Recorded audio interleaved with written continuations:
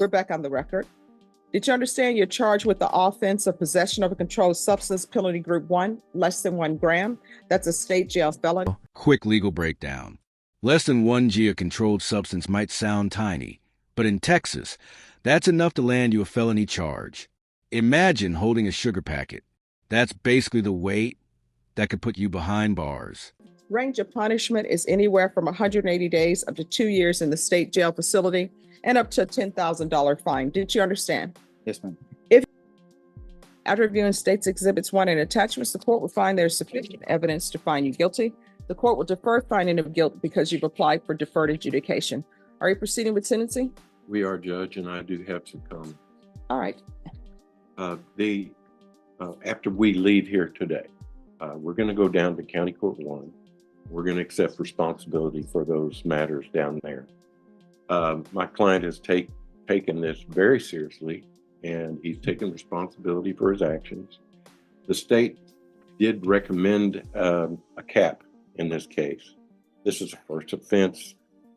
It was a DWI initially, and this was the result of a search.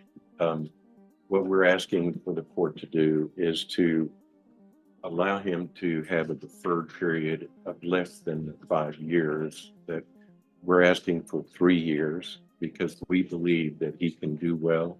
He can demonstrate to this court that he's serious about this and that he will correct his behavior.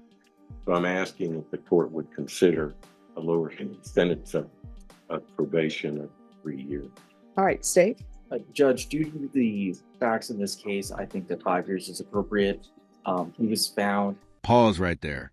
Asleep in a car, gun in the waistband, alcohol everywhere, and meth in the pocket. That's like a legal bingo card of bad decisions.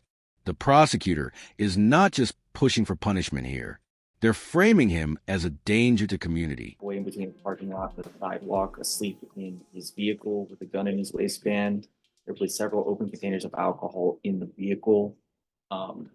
Again, that's all something that's highly dangerous to the community. When he was further patted down, they found the drugs in his pant pocket. Whenever the officers began to interact with him, they saw that he was exhibiting several signs of intoxication, including the smell of intoxicants, being confused. We just think that 5 years, due to the nature of all the offenses together, would be appropriate. All right, thank you. All right, I have a few questions for you. So how often were you using drugs?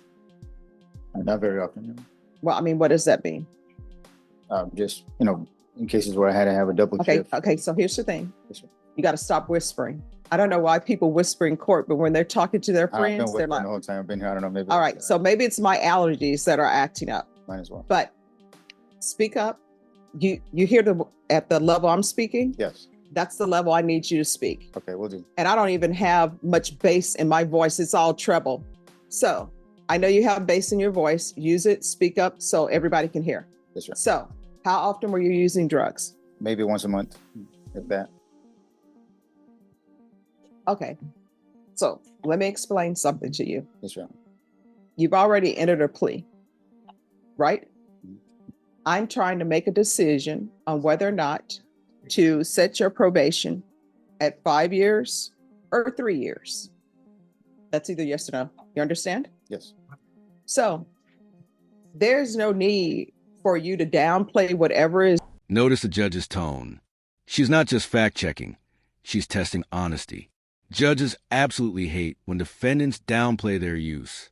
Because if you lie about that, how can they trust you'll stay clean on probation? Going on in your world, and let me just tell you why. I'm inclined to follow the agreement that you've reached with the state, which is to give you deferred. The only issue right now in my mind is trying to figure out how long your deferred should be. So what I can tell you is when people are not honest with me about their drug use, and that's what we're ultimately here for, that tells me where you are on the level of your sobriety. Okay. So I've read the police report, and in the police report, you were passed out. You had meth. You even admitted to the officers that you had just used some meth. So passed out in a vehicle, surrounded by alcohol, having used meth, and then have meth in your pocket, that doesn't sound like I only use once a month. So, how often were you using? And most importantly, if you drug tested today, what are the results going to be? You're going to get drug tested today. Yeah. So you need to be honest. Marijuana, of course, and then alcohol. All right. And anything else? No. All right. Are you available to do a UA? Yes, sir. All right, we're gonna come back with your sentencing once I get a UA. Do you need any water? Sure. Well, I mean, you say sure. Do you need yes, Your Honor. you need water or not? Yes, Your Honor. All right. So what's going to end up happening is he's going to provide a UA to the court, and then I will make a decision on your sentencing. So if you have a seat in the front row, please. All right. Thank you. So we're going to wait to go to County Court 1 until we're finished. Yes. So as soon as he provides the UA, we'll take it up. Okay. All right. So, Mr. Gonzalez, you were previously under oath. You're still under oath. How many children do you have? I have 2 children, What are their ages? 12 and 6. And are you employed? Yes. Okay. All right. So, your test has come back. What do you think it's positive for? Mainly THC problems, some alcohol, and then obviously what I was charged with. All right. So why were you up here? See, this is the thing about people in their sobriety. You already knew that I was going to follow this agreement and give you deferred adjudication, correct? You knew that. Yes, sir. And you still were dishonest. Now you're... And here's the twist. The drug test comes back positive for meth, proving you wasn't honest with the court just minutes ago. This is courtroom credibility collapse in real time. Question for you guys. Do you think judges should punish dishonesty as harshly as the crime itself? Changing it. You told me you would not be positive for meth. You told me you're only going to be positive for marijuana and alcohol. Did I hear him incorrectly? I know my allergies are acting up, but isn't that what he said? That is Jake. Isn't that what you said? Mainly THC. No, don't do this mainly thing. I asked you if you would be positive for meth. You told me no. And as a matter of fact, I said, how often do you use meth? And you said, not often. And I said, what does often mean? And then you said, maybe once a month. And then I said, I've read the police report. In the police report, you have meth in your pocket, you have meth in a bottle, and you have alcohol surrounding you. That doesn't sound like 1 month use to me. And then I said, well, let's wait a little bit. We're going to have you do a drug test.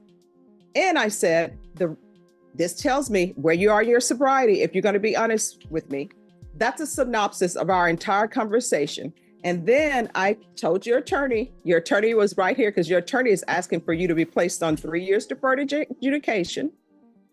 And you walked back to probation. And let me just tell you what I'm assuming happened. As you're walking back to probation, you're praying to whoever your higher power is, saying, if you let me be negative for meth, I promise I will never use again. You know what ends up happening when you do that? Sometimes your higher power will be like, okay, we're going to let you be negative. And this court usually, you know what the answer is? For your betterment, the test is going to be what it is. And so you're positive for meth. So now we're back to, how often are you using? 3 times a week. Boom. From once a month to 3 times a week. That's not a slip. That's a free fall. This is exactly why judges press defendants so hard. The truth has a funny way of surfacing under pressure. All right. So we go from once a month to 3 times a week. It's embarrassing. So I apologize.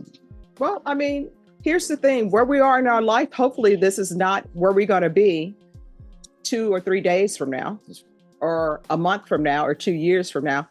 Guess what? Every person in this courtroom, okay, we're on the record. We're on the record, talking with the court reporter while we're on the record, or the court coordinator. Here's the thing. Everybody in this courtroom are working on something in their life for improvement. Believe it or not, Stephanie Boyd is not perfect. I'm working on improving things in my life. I'm always working on my patience. I'm sure everybody in this courtroom has something they're working on in their life to be better at.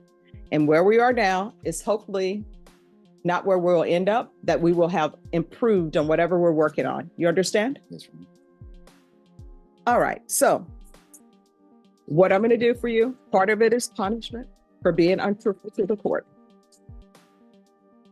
I'm going to sentence you to 5 years deferred adjudication. And I will tell you, when I was reading your police report and reading the steps before your counsel even said anything, you know what I had written down on the sheet of paper where I write my notes? I can't see that. Oh, 3 years deferred. That's what I had. And here's the kicker. The judge literally had 3 years deferred written in her notes, ready to grant leniency. But lying cost him 2 extra years. That's a courtroom lesson in bold print. Honesty can shave years off your sentence.